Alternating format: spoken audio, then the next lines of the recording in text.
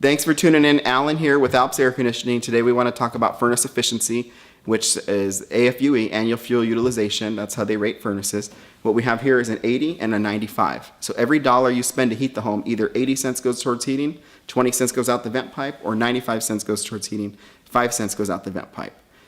Most furnaces in the homes today that we come across are about 60 to 70% efficiency. So you can see as much as 35% savings on your gas bill by going up to a 95% furnace. In addition to the 95% furnace, there's also gas company rebates and some federal tax credits that are going through the end of 2013.